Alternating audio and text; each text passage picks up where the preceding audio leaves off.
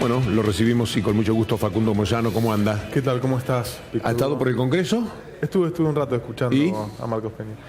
Y bueno, es como acostumbran a hacer las presentaciones de los jefes de gabinete, ¿no? Se pregunta una cosa y te responden lo que quieren. Pero bueno, muchos datos manipulados. Concretamente no hay ninguna respuesta a las preguntas que se hacen. ¿Qué le gustaría que le responda el gobierno?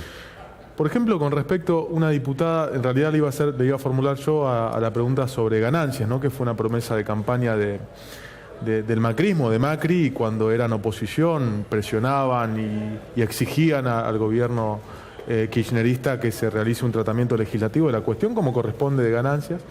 Y bueno, y ahora resulta que lo van a hacer para el 2017, lo van a presentar supuestamente el mes que viene, pero no hay nada concreto de cómo va a ser, si las alícuotas también se van a actualizar. Realmente es algo pero no eliminar. No, claro, no eliminar. Al contrario de lo que fue la promesa de campaña, que textualmente decía: los trabajadores de la Argentina no pagarán ganancias en mi gobierno porque el Estado no se puede quedar con el esfuerzo de los trabajadores. Esa fue la frase textual. Ahora mandan otro proyecto. Ahora mandan, pero todavía no mandaron, no, el mes que viene. ¿Lo van a hacer? Sí.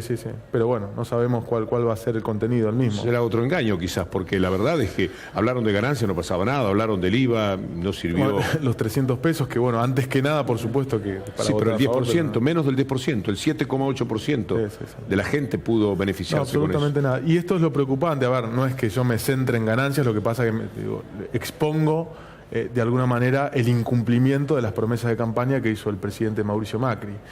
Pero la realidad es que en este contexto todo pesa, porque hay una inflación estimada de un 45% y las paritarias en la mayoría se cerraron en un 33 o 35%, por lo tanto va a haber un 10% de pérdida de poder adquisitivo, porque hay más desempleo, porque bajó el consumo. En realidad ningún indicador social ha mejorado, han empeorado todos, porque lo único que subió fue la recaudación aduanera. ¿Por qué? Porque hay un proceso de sustitución de importaciones, pero al revés. Claro. Lo que dejamos de producir acá, lo empezamos a importar. Entonces Facundo, esto es lo que realmente preocupa. Y si tuvieras que ver, recién decías ganancias, por ahí no es lo más importante, si tuvieras que ver en estos 8 meses, 7 meses, ¿qué es lo que más te preocupa? ¿La suba de la pobreza, la suba de la desocupación se conoció ayer, la posibilidad que no parece tan inmediata de la regeneración de empleo? ¿Qué es lo que ves? No, bueno, realmente toda la situación, en marco general, donde, como te decía hace un rato, todo empeora. Hay más desempleo, hay más pobreza, el 50% de los trabajadores tienen problemas laborales. Tomando estadísticas, si querés, oficiales de la Ciudad de Buenos Aires, de la UCA, o sea, nada mejora.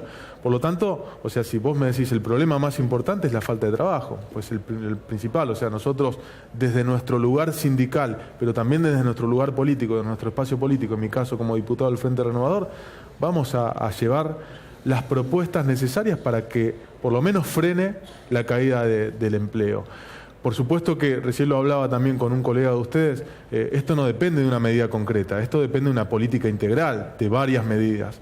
Por eso, cuando me preguntan cuál va a ser la propuesta es sentar a los empresarios, sentar a los sindicalistas, sentar a los sectores de la economía informal, que es casi igual de importante o igual de importante que los sectores que tienen una representación formal en términos sindicales, ¿no? Porque hoy, no nos olvidemos, hay casi un 40% de trabajo no registrado y esos trabajadores no tienen una herramienta formal para defenderse. Por eso nos hemos abierto desde la CGT, de esta nueva conducción de la CGT, a conformar un departamento que tenga una relación importante con los sectores de la economía informal. Facundo, ¿cuál crees que fue el mayor error? ¿La mala lectura de la situación o que definitivamente las distintas medidas que se fueron tomando se sabían por el tipo justamente de medidas que iban a desembocar, por ejemplo, en una desocupación de casi el 10%? Mira, hay dos cosas, ¿no? Por un lado es la concepción política y por otro lado son los errores y la falta de tacto y la falta de sensibilidad social, porque inclusive teniendo una concepción liberal como tiene el gobierno de Mauricio Macri y el propio Macri, que lo expresa con manifestaciones como la del otro día, no pongan palos en la rueda, le pide a los trabajadores, cuando hay un contexto donde hay 1.400.000 pobres más en la Argentina. y es importante el número, más allá de que podemos... Analicemos cuál podría ser el palo en la rueda que le ponga el trabajador al empresario. Pedirle que no quiere ganar menos, que quiere un trabajo digno. ¿Cuál sería el palo en la rueda? El ausentismo, o sea... El ausentismo. Es claro, digo, a ver, yo por supuesto no coincido, por eso ni siquiera cerca estuve de Macri en ningún momento de mi corta trayectoria política. Pero yo lo que creo es que los palos en la rueda se los pone su propio equipo económico. Han empeorado todo. Ni siquiera pueden complacer al sector que querrían complacer, que es el sector empresario. Salvo el campo. Ni siquiera lo pueden hacer. Pero también van a tener dificultades porque no tienen el tacto político como para poder ordenar o contener a los sectores. Corrijo, salvo el campo, los más concentrados, porque sí, las economías regionales estaban manifestándose ayer en la Plaza de Mayo. Yo te diría a los exportadores, a los sectores que realmente ganan. Por eso yo creo que, a ver, la propuesta que nosotros como CGT, que apostamos al diálogo como un medio, no como un fin en sí mismo, porque el gobierno se jacta de ser un gobierno de diálogo, hoy lo decía Marcos Peña a los compañeros de la CGT. Bueno, yo creo que el diálogo tiene que ser un medio, un instrumento para llegar a una finalidad. La finalidad tiene que ser respuesta a los sectores que están padeciendo las medidas que ellos toman. Facundo, vos mencionabas recién que la CGT va a tener una suerte de casualmente, de diálogo, levanto y recojo de ese guante con sectores de la economía informal, como, esto es una lectura mía, la Corriente de Trabajadores de Economía Popular, la CETEP, que comanda uno de los referentes, es Juan Grabois, el Consejo de Justicia, Consejero de Justicia y Paz Pontificia del Vaticano. ¿Eso significa que una cuestión más prudente, como gusta decir a la CGT, con una cuestión más radicalizada, que puede ser la CETEP o los movimientos sociales, va a confluir en alguna medida de fuerza en el corto plazo, o no es algo que se está dialogando, usando otra vez ese término? Mira, Iván, nosotros no podemos tener, o no podemos, o sea, sería irresponsable decir, a 2 días de la unificación de la CGT, que justamente se da ese paso para darle más fuerza y contenido y posturas firmes a los reclamos, a estar hablando de un paro. Por supuesto que si la situación sigue empeorando, a ver, han habido un montón de sindicatos que ya desde su lugar de la economía han llevado adelante medidas de fuerza. El sindicato de camioneros ha realizado movilizaciones, paros en diferentes ramas para destrabar el conflicto de su paritaria. Nosotros, en nuestro caso, es un sindicato pequeño, pero también lo hemos hecho. Otras actividades, como los ceramistas, como los sindicatos de alimentación, han llevado adelante medidas de fuerza. Ahora, lo que no se tomó es una medida de fuerza conjunta, política, diríamos, como para manifestarse con una postura conjunta de las organizaciones, porque todavía no se había dado este paso. Ahora, una vez dado este paso, lo primero que se tiene que hacer es pedir una reunión con los ministros que correspondan, el ministro de Trabajo, el ministro de Economía y con el presidente de la Nación. Y desde ahí proponer las iniciativas que nosotros tenemos en términos parlamentarios y en términos políticos. Abrir un ámbito de diálogo en donde estén todos los sectores y empezar a dar soluciones. Ahora, si esto no pasa, inevitablemente, indefectiblemente, el sindicalismo tiene que tomar una postura, porque si no, no estaría cumpliendo su rol. ¿No sería principista que cuando fueron convocados para entregar esos dineros importantísimos que el gobierno dio a los sindicalistas, le hubieran dicho, mira, esperemos ahora, solucionemos otros temas? Porque cuando le dan ese dinero y después no aparece el paro que las bases están pidiendo, parece que fue parte de una negociación, de un ablandamiento que genera el hecho de que se contemplen esos intereses de los sindicalistas. A ver, Víctor Hugo, eso es una lectura política respetable, yo no la comparto. Cuando se habla de las bases hay que ver, yo tengo contacto con mis bases, cada sindicalista tiene contacto con sus bases y sabe hacer una lectura de esa realidad también. Ahora, por supuesto que el reclamo, o pueden haber muchas interpretaciones de lo que significó esa negociación, de un reclamo que se venía haciendo, y yo creo que en este caso hay que ser claros, porque el dinero de las obras sociales es salario diferido de los trabajadores, que administran los sindicatos por decisión de los trabajadores. Entonces, hacer una lectura de este tipo, yo creo que es hasta, de alguna manera, cuestionar el grado de representatividad que tienen los sindicalistas. Más allá que yo puedo tener diferencias con un montón de sindicalistas, yo no creo que sea el indicado para cuestionar la representatividad de los sindicalistas. Pero en una situación tan conflictiva como esta, que lo llamen para hablar de dinero, y que sea un dinero que de los trabajadores, de una apetencia, sí, pero de los trabajadores, pero manejado por determinados líderes. Por decisión de los trabajadores. Sí, ¿por qué no esperar un poco? Para que quede muy claro que eso no ablanda a los trabajadores, a quienes conducen a los trabajadores. Esa fue una postura que tuvieron los dirigentes sindicales. que venían reclamándole al gobierno anterior. Y justo ahora el gobierno que se quedaba con la plata, hace el gusto. que se quedaba con la plata de los trabajadores. Pero, a ver, Víctor Hugo, también hay que tener un grado de contemplación de una realidad, de que es una gestión que no tiene mucho tiempo, con problemas heredados. Esto no hay que desconocerlo, porque es la realidad. Porque, a ver, el problema de desempleo, yo estuve en el recinto en el año 2014, en realidad no es demasiado lindo hablar de esto, pero yo estuve en el recinto del 2014 y cuando planteamos, inclusive con diputados de izquierda, tratar la cuestión de los despidos en el sector automotriz, nos insultaron a todos. Gente llevada por el gobierno anterior. Entonces digo, un sector en plena crisis brasileña. A ver, no era un descenso como el que ahora se advierte del la construcción hubieron 50.000 pérdidas. Si de algo no se hablaba en el periodo anterior es de desempleos. Terminaron con 5.4 de desempleado. Esto es hablar de un récord. Hay diferentes visiones también. Ahora se dice que la estadística también es falsa y demás. Pero yo tengo diferentes visiones. Para que la estadística fuera falsa, tendría que haber habido algún movimiento que uno percibiera. Si algún problema no había, era de trabajo. 485.000 pérdidas de puesto de trabajo hubieron en el 2014. ¿Y se pudo compensar algo con el empleo general? Los números, yo te lo estoy diciendo de los números que yo manejo. Los números que yo me sé de memoria del Ministerio de Trabajo, de lo que se comprueba a través de los que están registrados en la CIP, etcétera, marcó en el año 2014 un aumento de más de 100.000 empleados. Entre 2011 y 2015, cuando Macri dice que no hubo creación de empleo, miente. Se crearon 400 y pico de mil empleados. Compensado con la generación de empleo público en el 2014, hubieron 130.000 pérdidas de puesto de trabajo. El empleo privado no subió, subió el empleo público. Subía más el empleo privado que el público, Facundo. Víctor Hugo, te lo discuto, tengo los datos. Tengo los datos Vamos a cruzar los datos. Yo tengo la certeza absoluta de que se crearon, lo sé de memoria, 260.000 puestos privados y 140.000 puestos que tenían que ver con el empleo público. Empleo público que, por otra parte, sabe Facundo, nunca en la vida superó los números de Alfonsín, es decir, 696.000 empleados públicos. Yo te comprometo a discutirlo, porque justamente estos datos los utilizo para dar la discusión.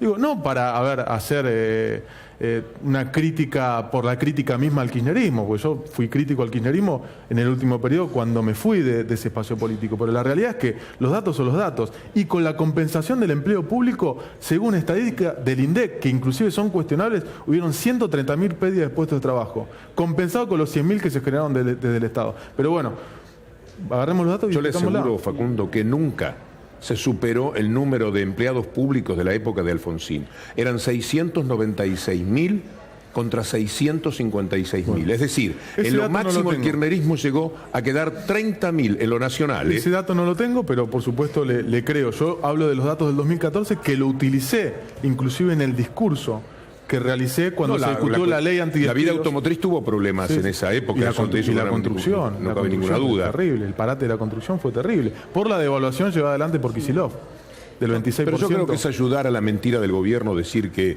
colaborar con lo de la herencia recibida. Un país desendeudado y un país con el 97% de la gente jubilada. No es colaborar con nada, es decir la verdad. Porque la inflación en el 2014 fue de un 37%. Pero nunca perdió con el salario la inflación. Sí, en el 2014 perdió. Un año puede haber perdido. Después pero tomemos un el periodo. Empleo público perdió durante los últimos 4 años de Cristina. Si eso hubiera sido así, al gobierno no lo hubieran derrumbado la presunta corrupción y la inseguridad. Lo hubiera derrumbado el aspecto económico. No, pero no se da. Tampoco había una crisis, pero que se perdió, se perdió. Si no, preguntale a Baradel por qué le hizo tantos pares al gobierno de Scioli. Se perdió 17 días de paro estuvo. Pérdida de poder adquisitivo. Víctor Hugo, ¿de qué estamos hablando? ¿Cómo le hacía entonces el sindicato de Suteba 17 días de paro? La relación inflación, las que dijeron las consultoras más enemigas del gobierno, no en el sector con público, lo que las paritarias establecían, no en el sector siempre público, manejó el salario arriba. Público. Según cifras se perdió en el 2012, en el 2013, en el 2014 casi un 8% y en el 2015 empardado. Pero el sector público perdió casi siempre con la inflación. El sector público y el sector privado, sumados frente a la inflación. Bueno, ahí puede ser, porque hay buenos sindicalistas que negocian buenos salarios.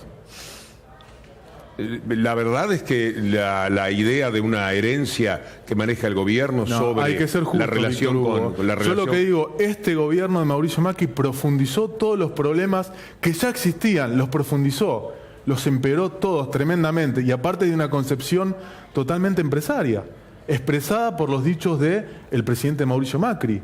No me cabe ninguna duda. Y encima son ¿Sabe torpes. por qué los empeora, Facundo? Porque hay partidos políticos que le votaron, le levantaron la mano para pagarle a los fondos buitres, para permitir este endeudamiento que se hace el doble de lo que había. ¿Y sabe por qué se pueden endeudar? Porque no había deuda. Pero, a ver, cuando este gobierno mi dice... discurso no es tendencioso, no se enoje conmigo. Yo le estoy planteando la realidad que yo veo. Yo no voté el endeudamiento. No voté, pero era algo que se tenía que hacer. Y el candidato del Frente para la Victoria, Daniel Scioli, hablaba de que había que salir de esa situación. Yo no lo voté porque creía que no tuvieron la misma urgencia, por una cuestión política, para tratar los temas relativos al trabajo, por ejemplo, por el sector con el cual estoy identificado, y enseguida salieron corriendo a pagarle a los buitres, al no venir las inversiones que decían que iban a venir. Es una realidad, yo voté en contra, o sea...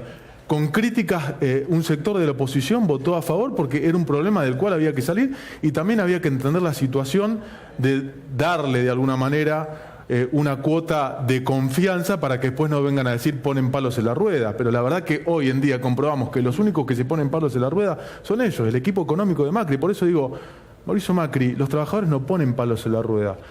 Son sus funcionarios los que están poniendo palos en la rueda, no cumpliendo con la Constitución, porque más allá de que después del fallo de la Corte dicen ahora valen las instituciones, ahora la democracia, pero hace 2 días le incumplieron. ¿Cómo se le pueden permitir en el mundo de la política que diga ese disparate? ¿De qué democracia habla un hombre que trató de poner 2 integrantes de la Corte Suprema de Justicia en la Corte Suprema?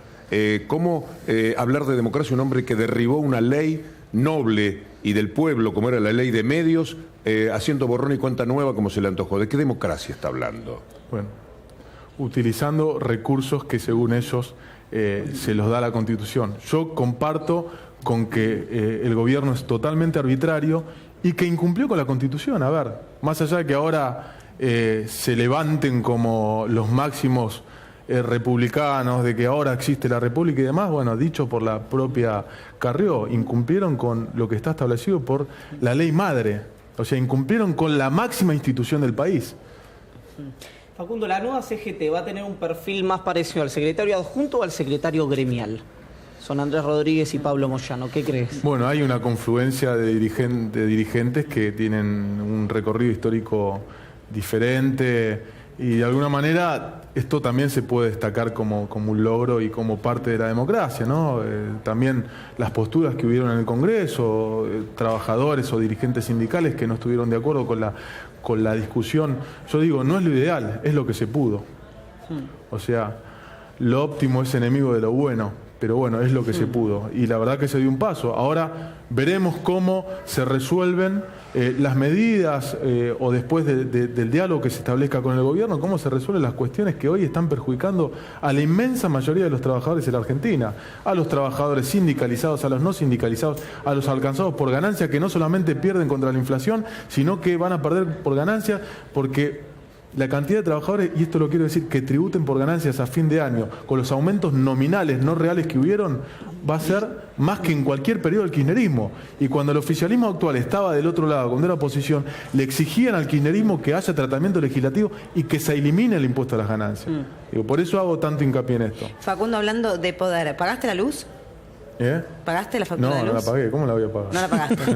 No, bueno, yo la verdad que con hijos tuve que dudar. ¿La pagaste? Yo la pagué. Yo fui en contra de mi forma de pensar y la terminé pagando. Pero hay mucha gente que no la puede pagar y realmente no la puede pagar. ¿Y vos ¿Qué por qué crees la que va a pagaste? pasar? Porque tengo hijos y me dio miedo que me cortaran la luz. Perdón, un acto de cobardía total. Y después se te aparece Macri diciendo por televisión, la gente apoyó, yo le hice caso. Un 87% apoyó yo, la Mauricio, medida. fui una de ellas, pero la verdad que, porque por suerte puedo hacerlo, pero principalmente porque el temor a quedarme sin luz era muy grande y lo terminé pagando. Me parece que no hayas pagado. Mi mensaje era que no había que pagarlo por estas resoluciones. Pero muchos no lo pagan realmente porque no pueden. Las propias empresas no metían las facturas tampoco. Bueno, a mí me llegó la factura, todo, y dentro de poco me iba a llegar el aviso de corte de luz. Mi pregunta es la siguiente, ¿qué va a pasar? ¿Qué crees que va a pasar? Ya, yo no quiero ser pesimista, no es mi función ser pesimista. La verdad que no veo un horizonte de mejora. Hoy a la mañana estuve con Aldo Piñanelli, ayer tuve la posibilidad de cenar, bueno, no tuve la posibilidad, cené con Daniel Arroyo, y me plantean desde su visión de economistas una realidad que es la que compartimos la mayoría de los que militamos en el campo popular, es de que no hay un horizonte de mejora. Y aparte se observa una actitud de negación de la realidad del gobierno. Hoy lo escuchábamos a Marcos Peña, y la verdad que cuando uno mira la realidad, es tan distante del discurso, es tan distante de lo que ellos creen que es por donde tienen que ir en términos de relato, que la verdad preocupa. Por supuesto que hay, hombres valiosos en el aspecto técnico y también en el aspecto político, más allá de las diferencias políticas o ideológicas que se puedan tener, con los que se puede entablar una conversación. Pero hay otros tipos, y fundamentalmente lo que uno observa del presidente de la Nación, que es el que encabeza este proceso político de Cambiemos, no le trae mucha esperanza a uno. Yo la verdad no tengo mucha esperanza, porque es una cuestión de concepción política. Y como lo repito, lo expresa Macri, le pide a los trabajadores en un contexto donde hay 1,5 millones de pobres más, donde hay desocupados, donde hay un 50% de trabajadores con problemas laborales. El ministro de Hacienda dice, no tenemos ningún problema, este es un gobierno que no tiene conflicto con tener que despedir trabajadores. El ministro de Trabajo dice el día de San Cayetano que le reza, que le pide a Dios que haya trabajo. El ministro de Energía dice que están aprendiendo, que están tratando de acomodarse a las circunstancias. Es grave. La verdad que yo tengo una visión muy similar. Esperemos que el propio evolucionar de la política y esta CGT, que creo que es un factor de poder importante, le pueda... si no es a través del diálogo, a través de condicionarlo, pero no condicionarlo con un paro, ni nada condicionarlo con las propuestas y desde el lugar que ocupa como en representación social. Sí, pero ya pasaron 7 meses, el desempleo nuevamente se convirtió en una palabra que está sobre el tapete en la vida política, 9.3 reconocido por el INDEC. Aventa todo tipo de discusiones, la actividad económica paralizada en junio un 4,3% para abajo.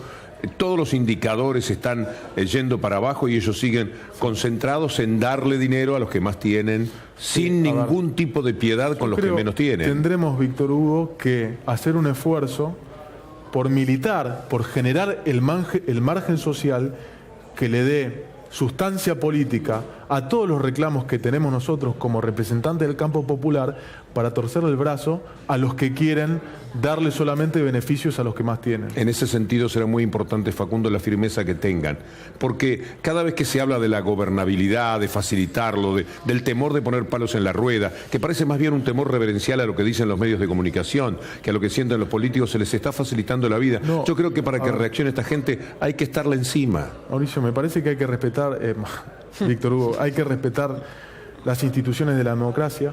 La CGT es una institución de la democracia y ha peleado, durante su tiempo de vida, ha peleado más por restablecer la democracia que por reivindicar cuestiones relativas al trabajo. Lo ha hecho también, pero ha estado más tiempo luchando por la vuelta de la democracia que otra cosa. Por eso digo, hay que respetar las instituciones, hay que hacerle al gobierno respetar las instituciones porque no las respeta, porque no respetó la Constitución, y hay que ser también prudentes en algún sentido. Y con ser prudentes no me refiero a no hacer nada por miedo a que digan, mirá, están dificultando o están poniendo palos en la rueda. Nosotros no queremos poner palos en la rueda. Nosotros sí queremos evitar que se sigan implementando medidas económicas que perjudican a los que menos tienen. Facundo, el gusto de siempre. Gracias.